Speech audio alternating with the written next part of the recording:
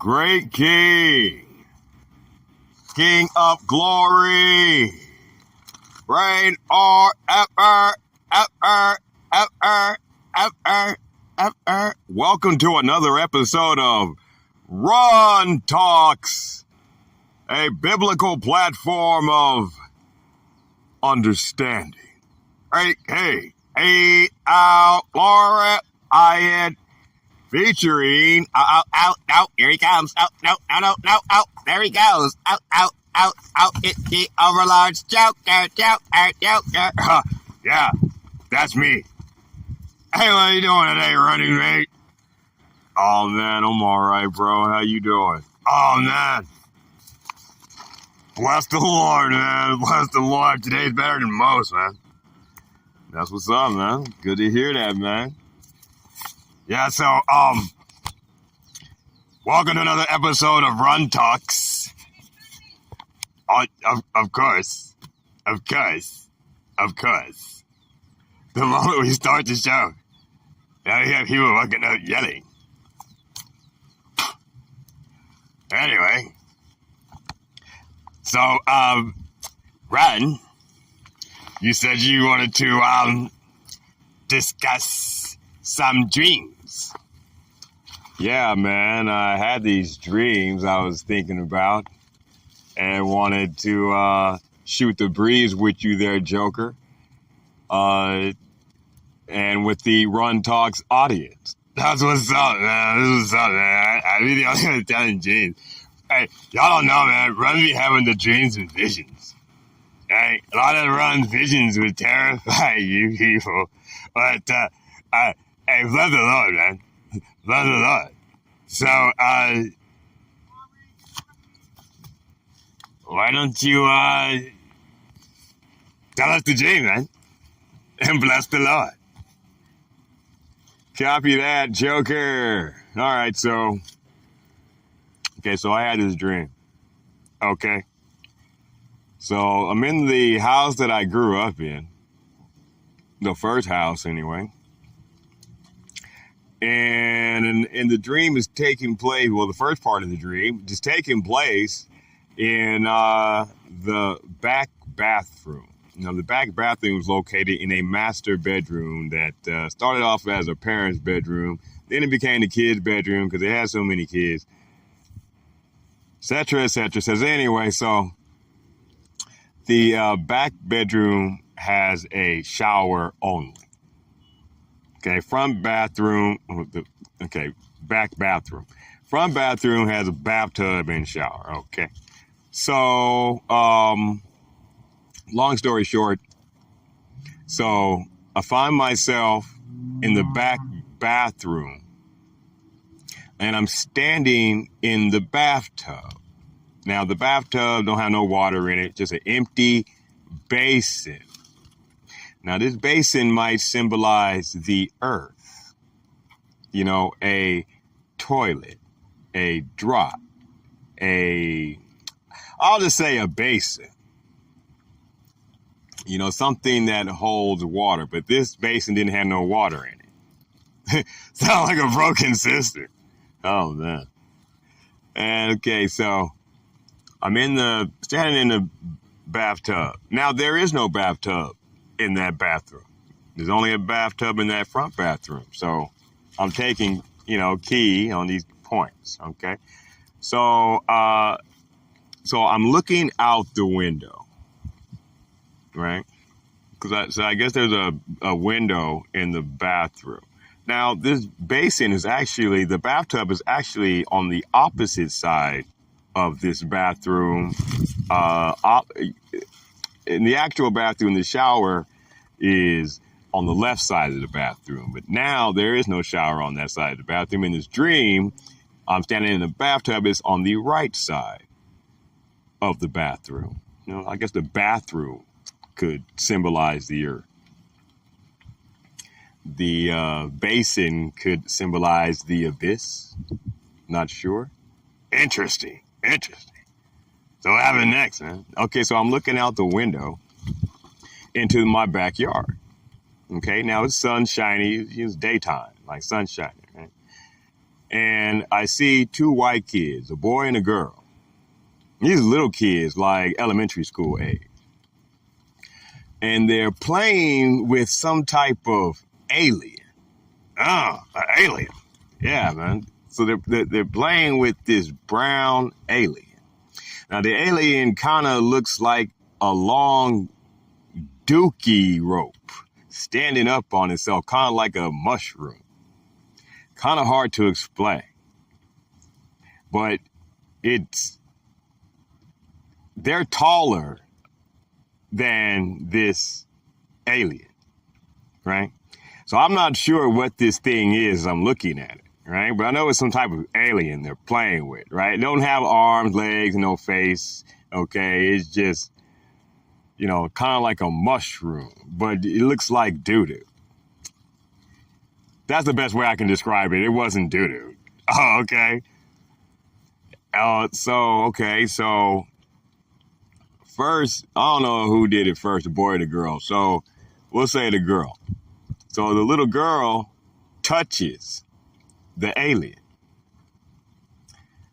And they're all having fun, and running around in circles, playing with this thing, all right? So the girl, she reaches over and touches this thing and then steps back. And this alien immediately shapeshifts into the little girl. So now there's two little girls, identical, playing with the boy, right? And then it shapeshifts back into the alien, the little brown alien. Okay, so then the little boy reaches over and touches the alien. Maybe the boy touched it first. Well, anyway, so the little boy reaches over and touches the alien and steps back. And then the alien immediately shapeshifts into the little boy. So now there's two little boys playing with the little girl. And they're having fun. It's like, oh, wow. They got some kind of shape-shifting alien toy. Okay. All right. And this is happening in the backyard. Now, there's a whole lot of symbolism right here. Probably maybe too much to go into right now. Maybe we'll break this down later. Me and you will break it down behind the scenes, man. Anyway, so what happens next, man? Okay, so that's the end of that part of the vision. Okay, so now the dream switches. So now I'm back in the bathroom again. And I'm standing in the tub. And this little brown alien is in the bathtub with me. And it's just standing there, So I'm thinking, hey, look, it's that little alien from earlier. Hey, let me see if I touch it, it shape shifts into me. Because I want to see what this thing looks like trying to pretend to be me. So I reach down and I touch the brown alien. Right? What do you think happens, Joker? It shape shifts into you, the running mate. Okay. So I reach down and touch this brown alien and step back. And to my surprise, the alien shapeshifts into a little yellow songbird and starts singing. Tweet, tweet, tweet, tweet, tweet, tweet, tweet, tweet, tweet, tweet, tweet. Oh, wow. It shapeshifted into a songbird. Yeah, some kind of canary or I don't know what kind of bird this was. But it shapeshifted into a yellow songbird and immediately got to singing. This is the end of the vision. Overlord's Joker, you got anything on that? Oh, man. So, a couple things come to my mind. Right? Now, the little kids touched it in the backyard, right? And it immediately shapeshifted into the children. Yes. So you're thinking it's going to shapeshift into you, the running man. Yes. Well, it doesn't shapeshift into the running man. It shapeshifts into a little yellow songbird and starts singing. That's deep, man. Do you think the great King, God Almighty, took the spirit of a songbird and put it in the running man? Now that's deep. That's deep, Joker. Well, hey, man, this is Run Talks, baby. Did you go through the scripture and see if you can find anything? You know I did, man. All right, so running mate, he got a small syllabus in front of me, okay, with some scriptures. So let's unpack this. Let's unpack this vision. Let's see what some of this stuff might mean. Okay, first verse I'm looking at, Run, is Psalm chapter 11. So let's pull it, man. I got the Bible that constantly gets attacked, and I just opened it. So I expect to hear a bunch of noise. Okay. All right, man. What was that, chapter 11? Okay, let me get Psalm chapter 11. Psalm, there we go, right there. Psalm chapter 11. What verse, Run? Verse 1. You want to read it?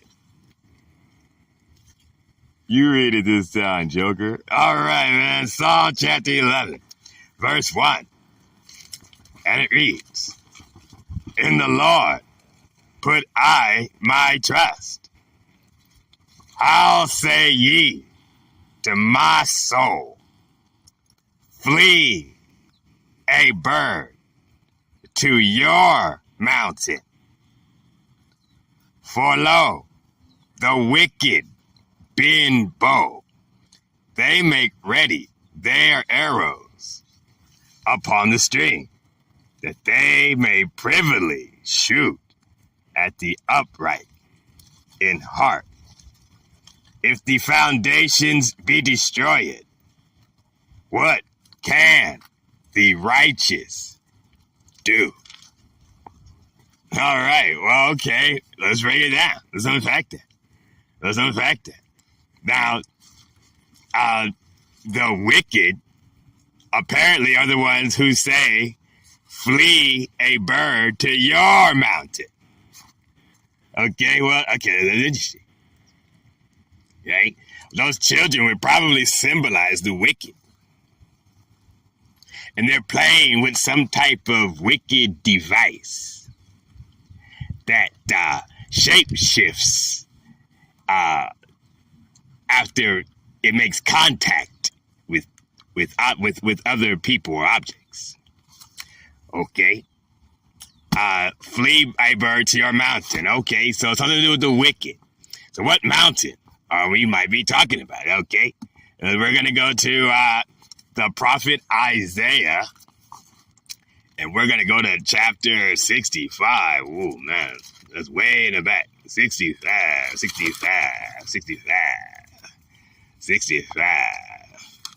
All right. And we're going to go to verse 11. And, hey, it's the Father talking. You want to get this one? Yeah, I got it.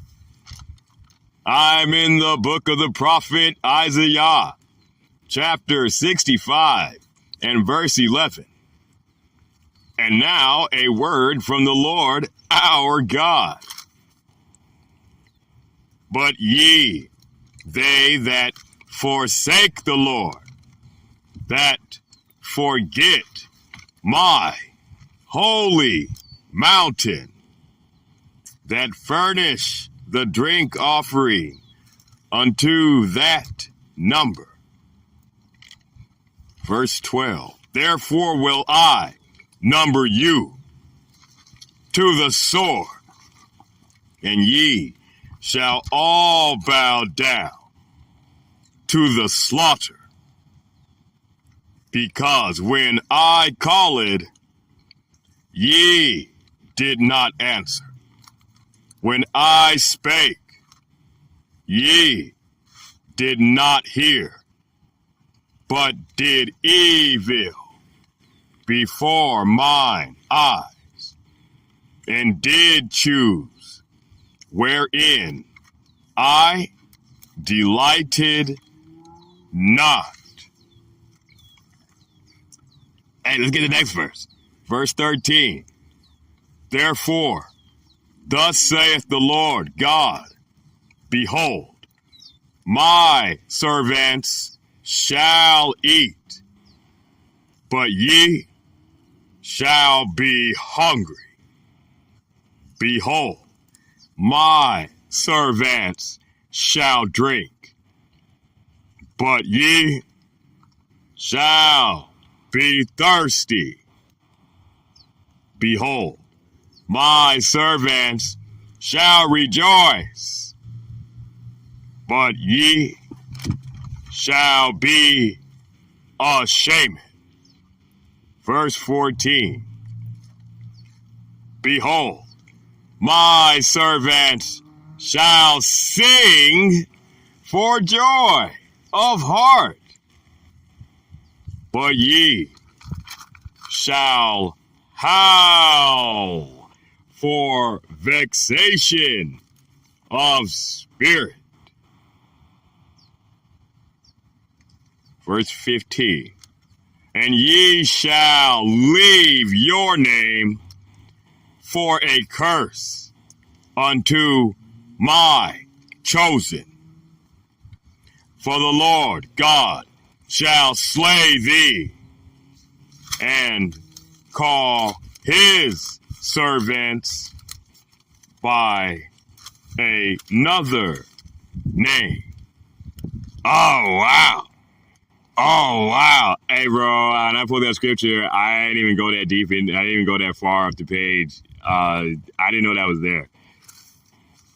Oh, wow. Behold, my servants, thus saith the Lord God, okay, in verse 14 of Isaiah chapter 65. Behold, this is the Father speaking. Behold, my servants shall sing for joy. And that's what this little bird did. And the wicked are telling this little bird to flee to your mountain. Flee, a bird, to your mountain. That's deep. That's deep. Bro, we're going to have to break this down. We're going to have to break this down. I see you got one more scripture here.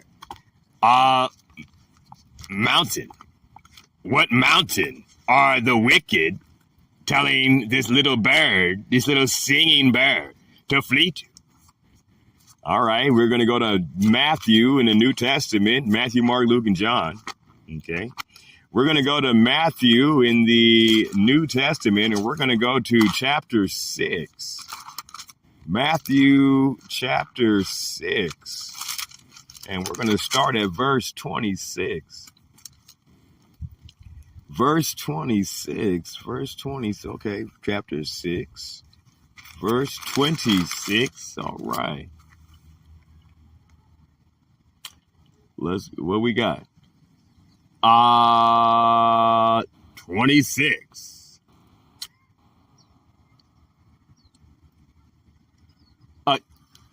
And now a word from the captain, Lord Yehoshua. Behold the fowls of the air, for they sow not, neither do they reap, nor gather into barns. Yet your heavenly Father feedeth them. Are ye not much better than they?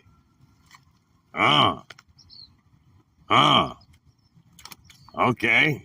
That's deep. Did we have mountain? Where did that mountain go? Where did that mountain go?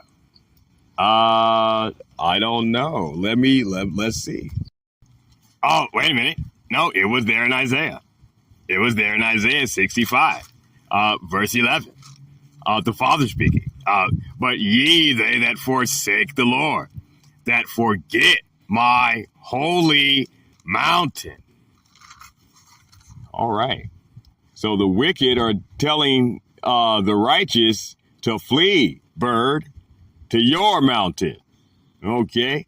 So they're telling this singing bird, right? The Father said that my servants shall sing for joy, right? So the wicked are telling this bird, the righteous, to return to the mountain of God.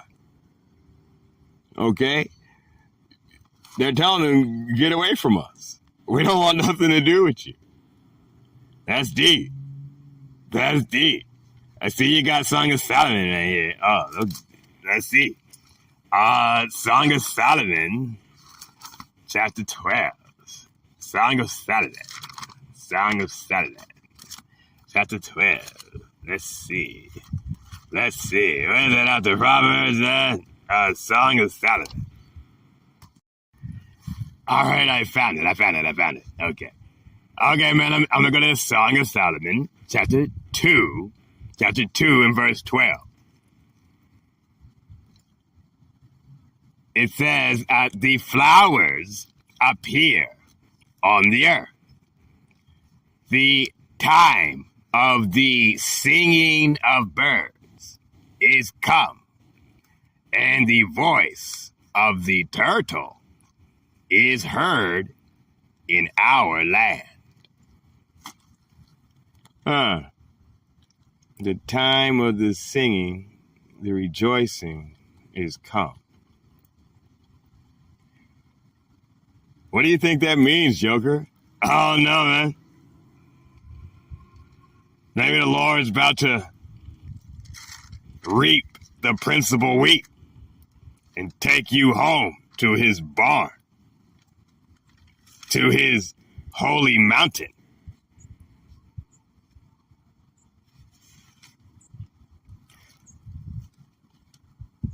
Tune in to the next episode of Runn Talks, featuring it's the overlord Joker. Yeah, that's me. That was deep, bro. I mean, there's so much to unpack there.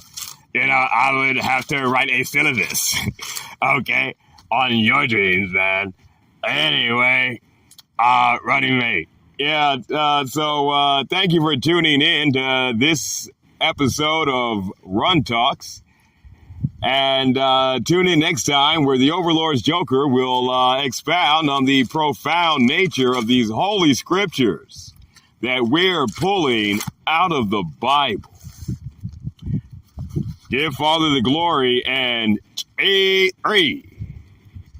And now, a word from our sponsor, the Lord's House Incorporated.